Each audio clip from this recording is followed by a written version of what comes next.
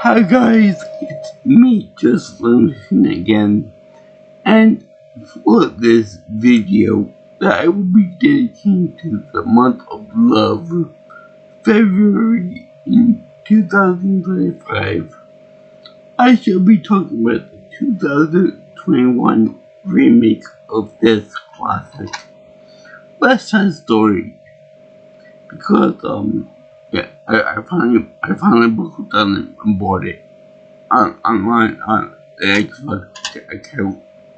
And I gotta say that you know how there's always the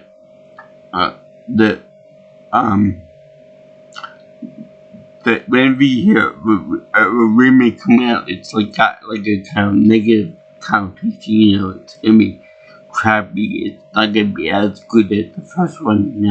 The acting's gonna be over the top. The first one so pitch perfect and so excellent and all this. How dare they touch it? How dare they make a remake of it? How dare they change what's already perfect and all that jazz? Well, this movie blew my mind out because it was freaking awesome. Okay? I loved the hell out of it.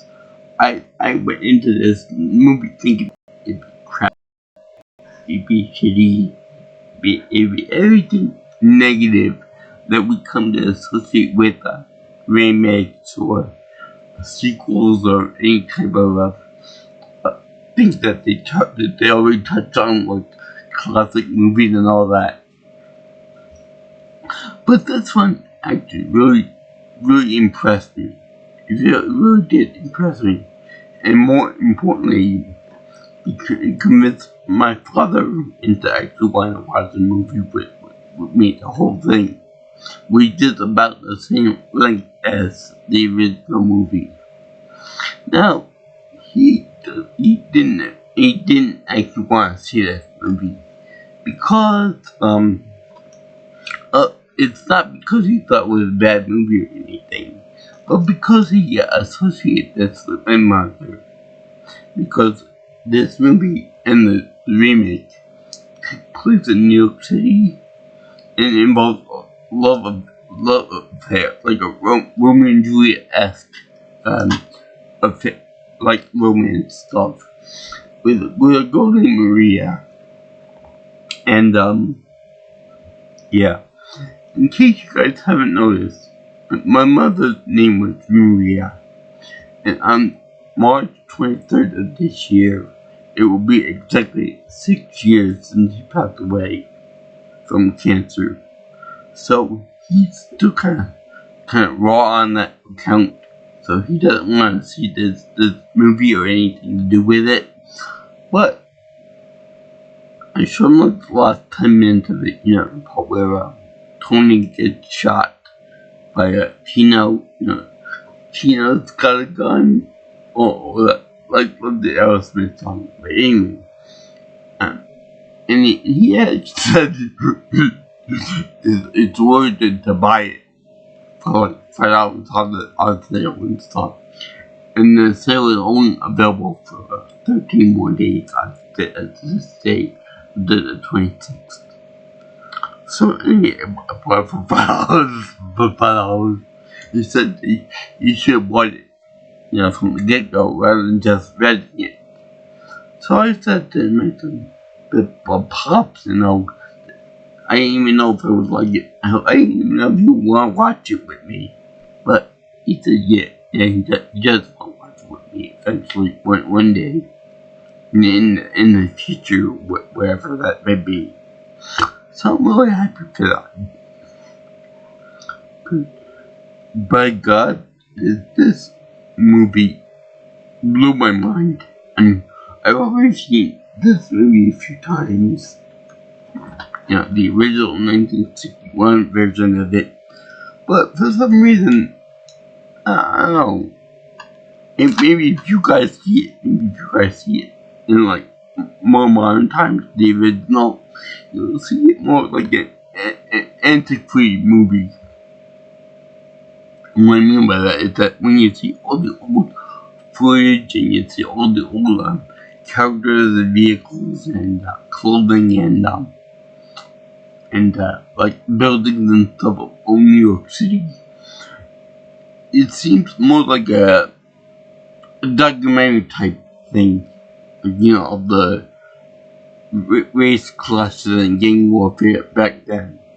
So this is actually a really good treat because I don't know whether they used live sets or whether they used CGI on something to touch up the color saturation or whatever on it. But for some reason the scenery in this movie really pops. Like they used neon fixtures on some of the bars and some of the cafes and stuff, and it really pops out. Especially like when they say something about drugs cheap or something like that. And then give them Anita and and her backstory with her parents and stuff like that, opening up a drugstore and things. So yeah, this movie is actually pretty good in that regard, because everything looks new, it looks fresh, it looks like a more modern take on the classic Romeo and Juliet story before Romeo plus Juliet did it. And also, I don't know, it's kind of like a new retro appearance to it, more or less. Like, obviously it would be from the same time period of the I think the 40s or 50s, but it looks so much newer with all the set design and stuff.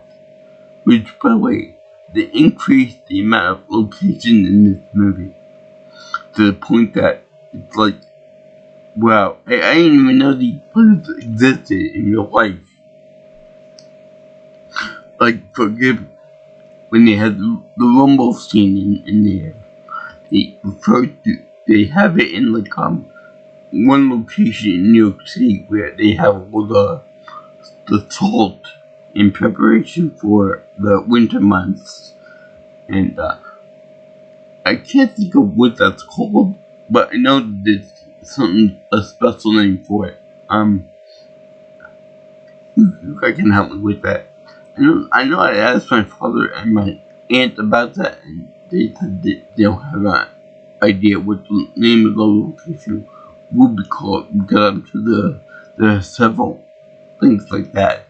I know there's a special name for that. But anyway, now that being said, there are other additions to this movie that I appreciate more than the first one. For example, they have a new song and dance number. And by the way, this version was directed by Steven Spielberg. The legend Steven Spielberg. I love all his work. He is groovy in my mind.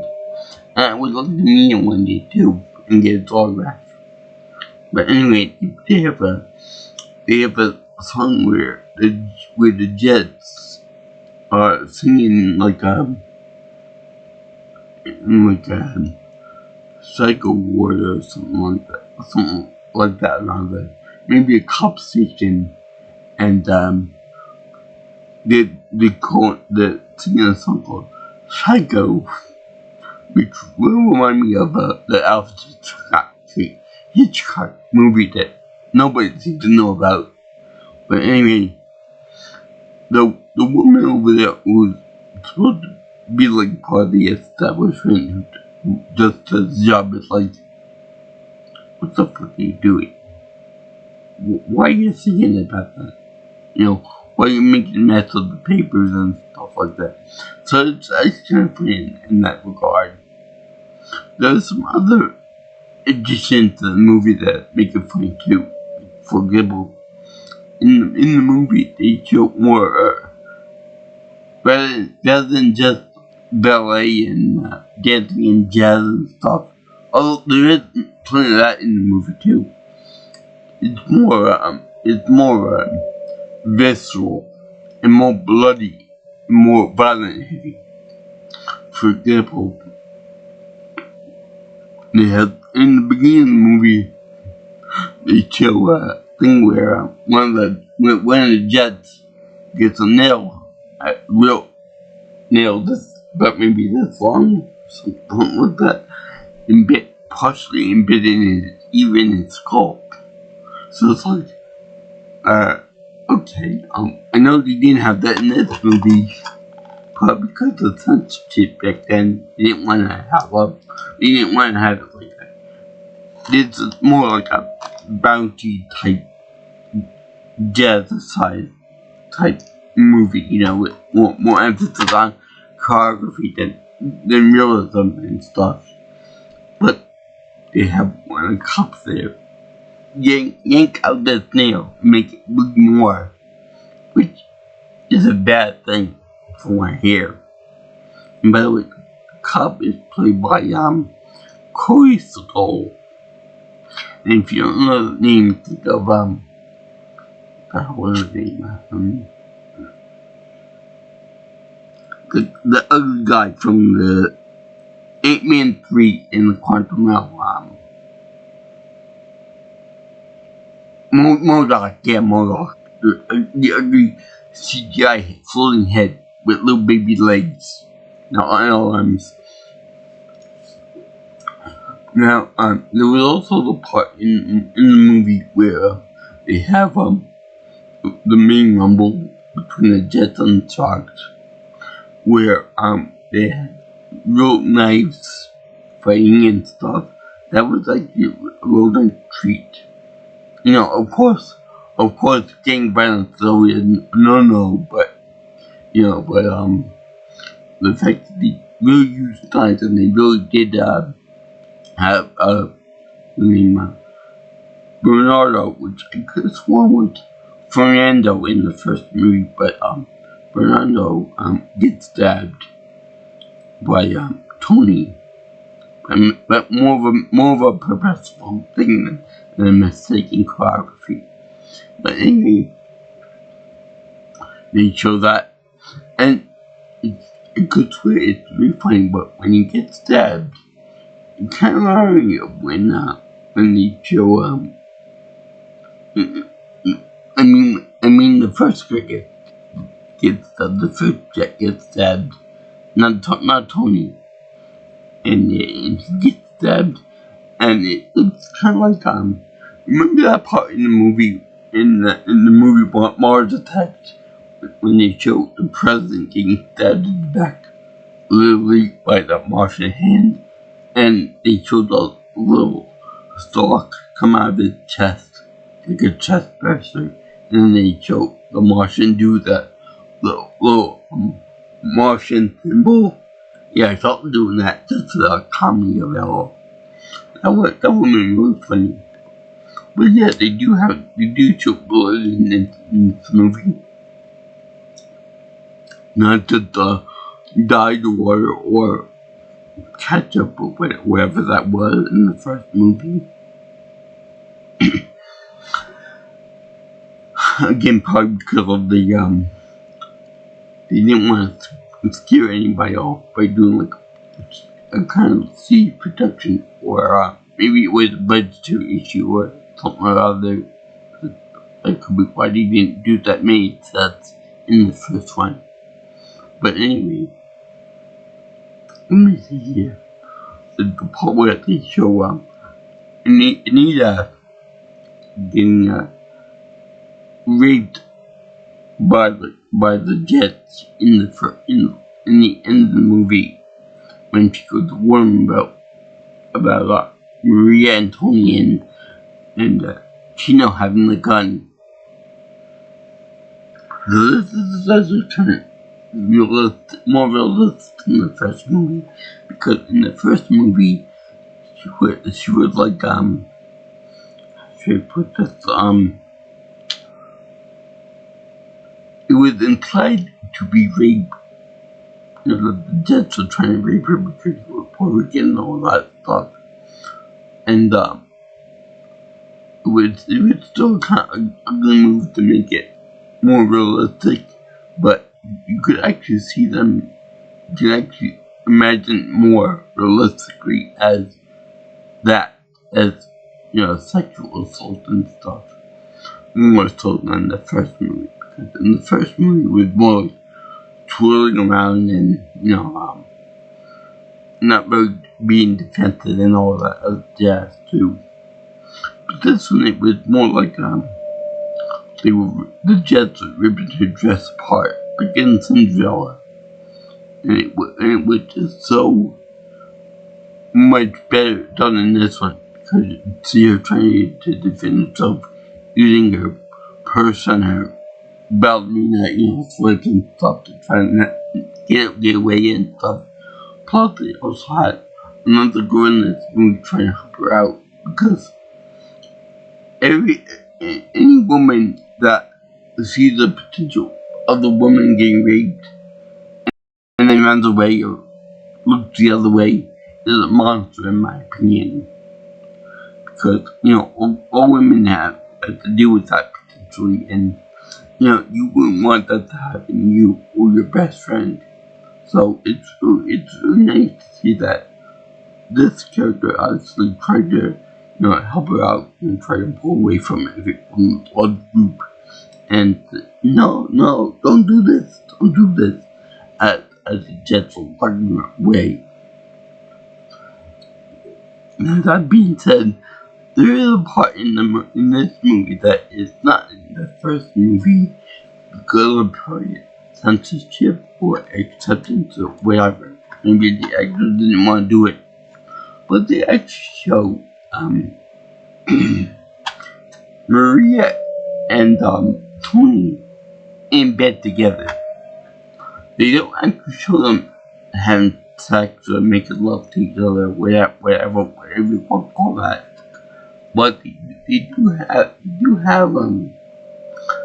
probably the morning after, they do show them, you know, they show first Tony get out of bed, and then I was like, okay, wait for it. There we go. Then we got Maria coming out of bed, and Maria in this movie is played by Rachel Zegler, and her acting was not weird. Yeah, I'm still not gonna get over that. And this was her debut movie, and she did the singing voice for Maria too, and the acting voice for her too. Let me tell you something. She has got the pipes on her. She and so Edward plays Tony, you know, Baby Driver. They do a spectacular job with singing in this. And I look forward to seeing Rachel in the movie Snow White and the Seven Abominations. Yeah, it should be considered. It should have dwarves in the movie, you know, little people. But that thing's gonna be a very beautiful train wreck. Okay, I look forward to hearing the reviews of it, saying that it sucks. The CGI is awful. They should got real little people for that. But anyway, but also I like the way Rachel Zegler and her sister is in this too, Maddie as Velma. They did like they did like a part in it where let me take a look. It's like they had her doing the major part of Maria in this, and she did real well in this movie. But yet, she got so overblown. Everything went to her head. You know, she was so over the top and so obnoxious about her performance, and thinking that she was one of stars that were there for a long time, like say Gerard Butler or say Scarlett Johansson, and she thought that she could be a big cheese in the directing, producing, and song roles. So she got a little bit obnoxious for her own good. And very rarely people will touch her for movie roles or singing performances, which is a shame because I think that Rachel Zegler does have some good singing performances in this movie, like I Feel Pretty, among many others, like when she sang with Tony Baby Driver, and among other things too. Which, by the way, Ansel Elgort is really tall in this movie, so I'm like, why would the chocolate studio want to take him out? He's so tall. Meanwhile, he's they got to play the Leonardo David Alvarez is very tight. So why the hell would anyone fight someone that's like at least 4 or 5 inches taller than you in a fist fight? So anyway, in the movie they show her doing her little snapping thing like doing in the movie, which shows good choreography with her own race, the Puerto Ricans. They also do a good job with dance sequence in the beginning of the movie, the segregation and stuff. Do a good job with that. Also,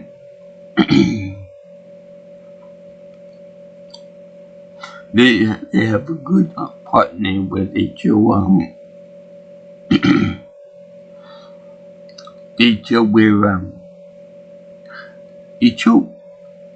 they emphasize their Puerto Rican pride in themselves and their own culture, which I think they touched on a little bit in the first movie, but they emphasize a lot more in this one, which is really nice. In fact, Anita said that Maria, stick to your own kind, which nowadays is more of a thing now too, with Trump's and MAGA's racist tendencies toward people, especially toward Latin people and immigrants and all that, foreigners and things like that. So that's a good lesson for more modern people. Going off of the original, which was like a civil rights opener to the civil rights movement. But along with what I'm going to see next about this movie, Rita Moreno is back from this version of the movie, but instead of playing Anita in this one, she does she plays as Valentina. I think the mother of the girls in the movie, Maria and Vilma, I believe. And she's the one that breaks up the whole rape thing that they got going with Anita, which is very good. And she even said that you dishonor your fathers before you, which, yeah, that is true, but to be reminded of that by an older person, it hits home for these gentlemen, or these gentlemen. Now, what I'm about to say is going to be a little bit controversial for those people who enjoyed this movie and enjoy musicals in general. But I really enjoyed this movie for one other reason, and that being they got real authentic Latin people to play the sharks and the ancillary people around them, like Maria, which wasn't in any gang or anything like that. Because, it's much better for people of color to be played by people of color in a movie or TV show. It adds a layer of authenticity to it, and it makes it all better for the racial and the racial tension of the movie. That and the fact that on the first one where you were I was constantly saying to myself, that looks so fucking stupid to see white actors with brown face makeup on, doing their dancing and their stupid shit. Like, you could tell that these people didn't know Spanish that well. It wasn't their first language. But with these people, I actually believe that they were cursing at the other people in Spanish and saying all kind of pendejo and all that other fun stuff. There was also this part in the movie where where the women were actually talking to each other in Spanish, so that the white cop played by Ryan Darcy James wouldn't be able to understand them, and the cop said to the women, "You're in America, speak English, god damn it." So that was more like something that people from other countries have done in the past in America. Like my parents, for example, they do that all the time and try to figure out what they were saying in Taino, so that nobody else can understand what they're saying. Kind of fun little Easter egg. But let's see here. It was nice to see that they got authentic, letting people do these roles and stuff, because other seemed really stupid again. They were honest to God Latin people, which I loved the authenticity of it this time around. I love Rachel Zegler. She was so cute in this movie. Let's see here. And Tony Ansel Elgort did a phenomenal job with the vocals too. And also, they did, I think they shortened up the musical number of, I Feel Pretty, Free in America, Free in America, and, also, other song numbers until they showed up for this performance. That and in fact, I really appreciate all the various dynamic camera angles that they put in for this, as opposed to this one. Whereas I think that with this one they were more like a budgetary limit, and they kept the camera's angle to pretty much minimum. Also, another thing too that I picked up on in this movie was there was more emphasis on the double racism in this. And what I mean by that is simply this, that you'll pay attention to the fact that there are people, white people, for example, like the Proud Boys, MAGA, and all of that other junk too, that are ultra racist. They're ultra nationalist, ultra racist, and hate foreigners and this and that. And they ought to and should be prosecuted to the fullest extent of the law for the crimes of bigotry and assault and all of that other stuff too. I don't know how far they're going to get in the Trump administration with that, but they should be prosecuted for that kind of thing. But they also talk about racism from the other end of the stick here. And then they talk about the fact that minorities, like the Sharks, like all the other minorities, they can hate as well as anybody else can too. It's not just the white people that hate other people, it's also the Puerto Rican in this case. Black people can hate others. So that's a good quality that I see in this movie. It's very realistic in comparison to the first movie in that regard.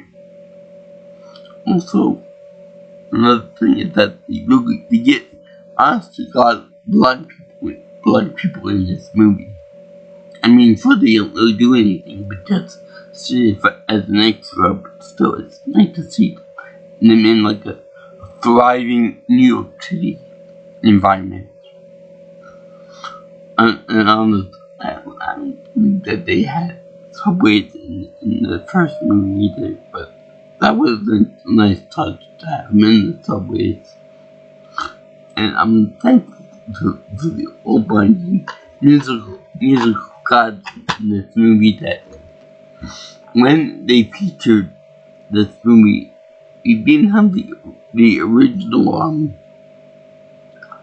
thing where they had again an overture type musical instrumental of the main song that lasted for at least 2 or 3 minutes, while they have like an artistic representation of New York City. Look how they didn't have that in this one. So yeah, this movie was spectacular compared to the first one. It was more vibrant, and the people in it were very good singers and everything else, as well as ballet performers. You also get more of a jazz type, a smooth jazz type musical inclination for this movie, which was very, very good, very welcome. So yeah, I did the 2021 website story from my month of love, February in 2025. And thank you for watching my video on this.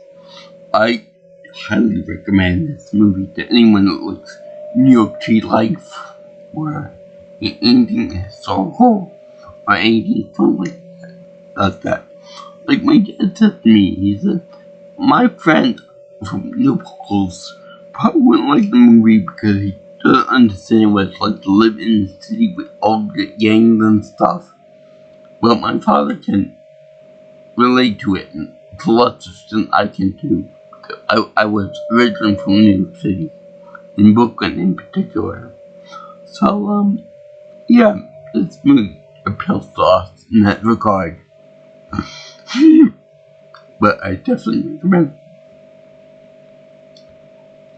the 2021 version of it first. If you're really interested, you should see the original 1961 version. I'm sure that in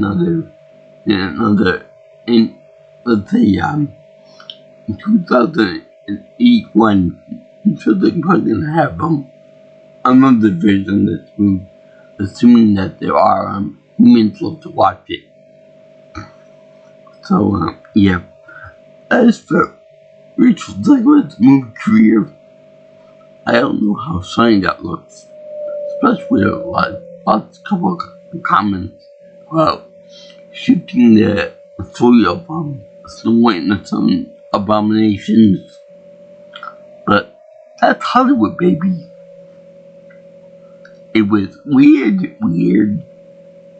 So yeah, no, I'm not gonna title that, and if I do see that movie, I'm gonna do that too. So yeah, I highly recommend this movie.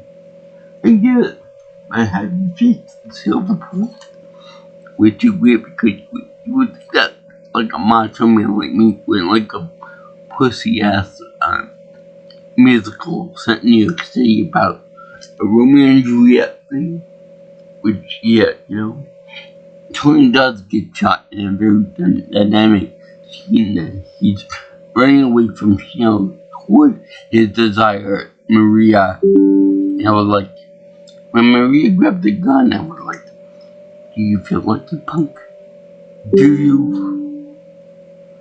And may I just say that when Maria spoke about that, the gun thing, she reminded me of Gina from Scarface with the gun scene. And that was actually so funny. That's a good movie, you should see it.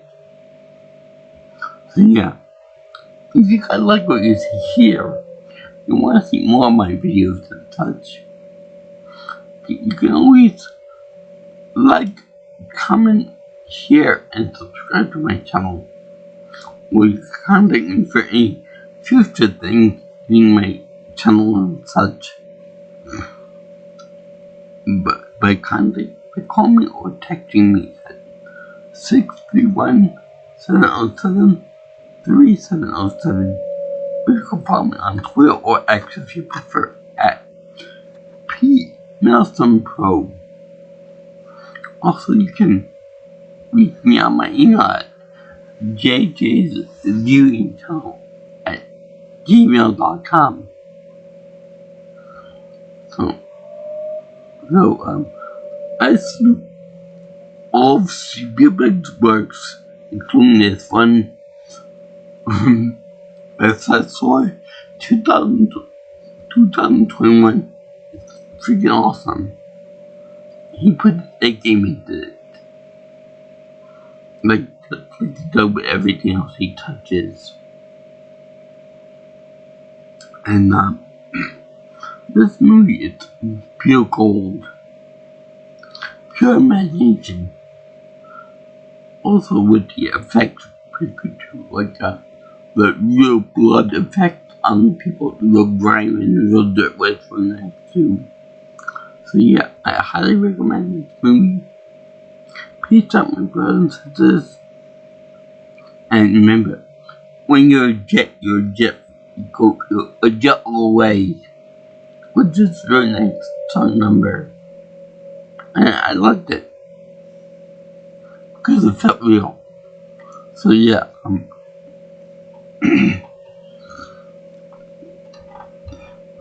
aloha to all you girls and guys in Trump land. I'll see you in the next video. Ciao, ciao.